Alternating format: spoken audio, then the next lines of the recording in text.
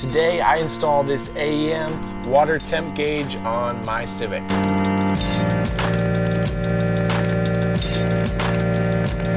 Last time you saw me put the exhaust heat wrap on the header, and then after I did all that, I ran the car to make sure everything was working correctly. The only problem I was running into was the fan for the radiator wasn't coming on. I don't know what's going on with that, and so I ran the car for a while, but I couldn't figure it out. The car got up to temperature. It even got up to a little bit above stock temperature on the stock gauge, and the fan still wouldn't kick on. There's a couple reasons I'm thinking this could be. I'm thinking mainly it's because recently I've installed the full-size Integra radiator months ago.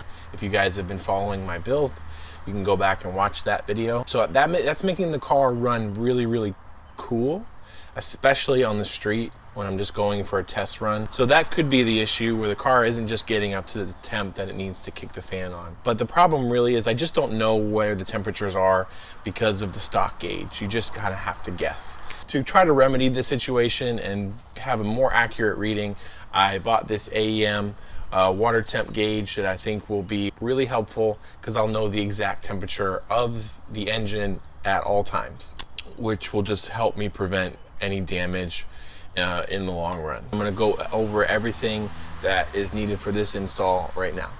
So here's the package. What you get is obviously the temperature gauge itself from AEM. They include some instructions to help you along. You get two different bezels, the actual sensor itself. You get some wiring accessories and some wiring, and then you get the new faces in case you want to do oil temperature or something like that. And then you get the temperature sensor adapter. You have to buy this separately. A bunch of companies make it, or you can plug in the sensor, and then I bought a block-off plate to install my gauge into. So at first I do a little disassembly. Just take this bracket off the back.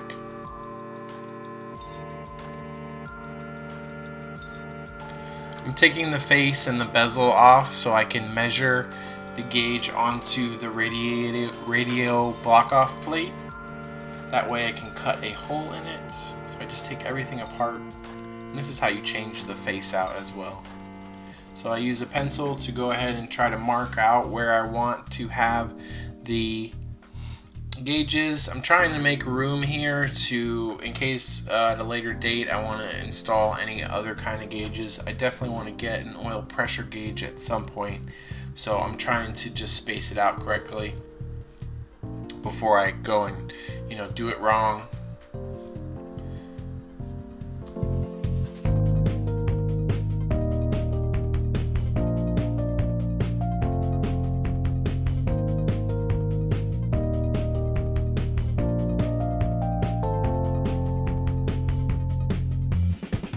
So I decided to make it right there, obviously, and then just draw a circle around, and then you got to cut it out.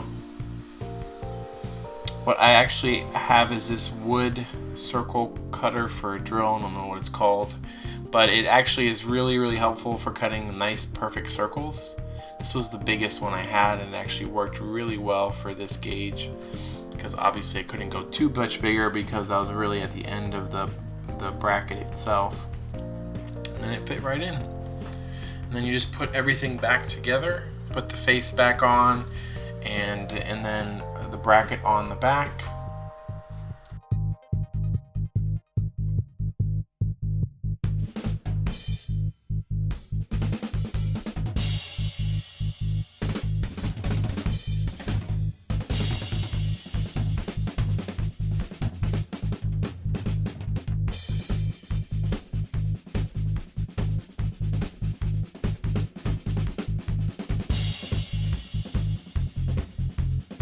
The bracket itself actually is what holds the gauge in place so it doesn't rotate or move around while you're driving. Came out really good. I'm happy with how the install actually looks. So now I got to get my wiring done.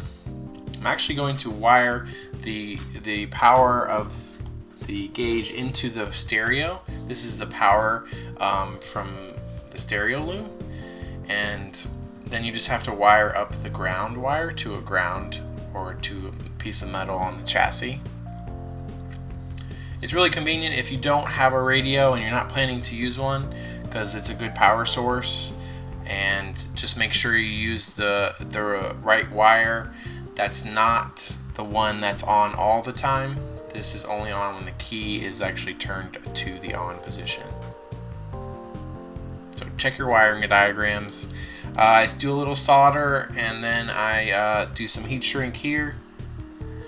And then I'm ready to pop in the sensor. It's already in the engine bay. And then check and make sure it works, and it does. And then just feed all the wires through. It's a really easy install. And I think part of that is because of AEM's obviously engineering. So you pay for that, but it's really a clean, nice install, and it just works, which is really helpful. That comes with a wiring loom, and I'm showing you here where it's actually going.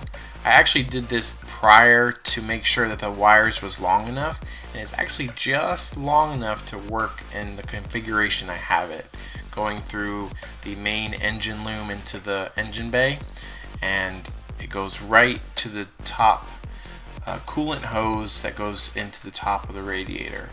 And this is the best spot to plug in a sensor if you're going to do it, because this is the most accurate about about the actual temperature of the engine. So just drain your radiator, and then you need to pull this hose off, and you're going to have to cut a section out, which is what I'm doing now. Just get a razor blade and measure it up, cut a section out so you can fit the adapter into the pipe.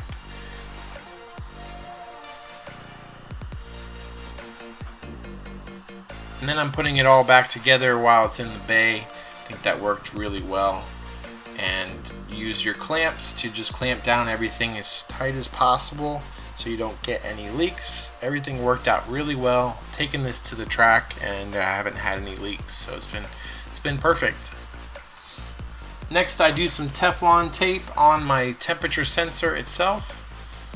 Just wrap that around the thread so you don't get any leaks.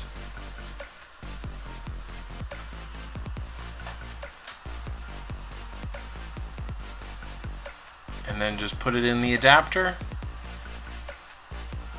and plug in the wire loom. Fill your radiator back up with coolant, and you're done. Just got to test it out now, make sure everything works.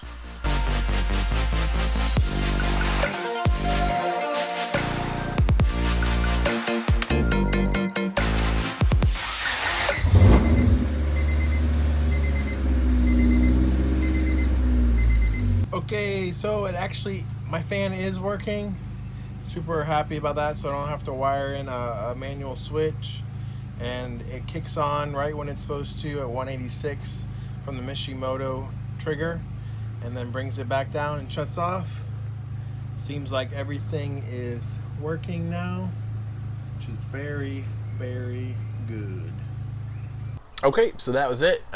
Really kind of an easy install. I couldn't be happier with the look of the product, and then without having the stereo in there, I can just wire it up into where the stereo used to be and using those wires. So it was all really convenient. And then the way AEM designed the product is really easy to install everything. Now I know what the temperature is, and there doesn't seem to be an issue, so it's good to know. And then the fan worked, so it kicked on as you guys saw, and now we're all good to go. Next episode, I'm going to show you guys just what I do to prep myself and the car and everything I need to bring to the track.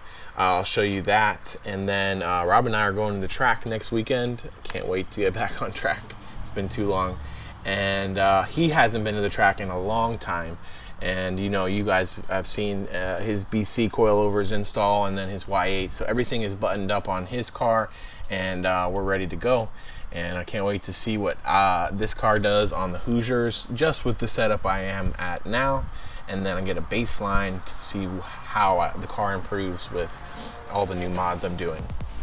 So please subscribe to our channel if you haven't already, and share it with your friends. And we have stickers on our website, refine-movement.com. And that's it. See you guys next time.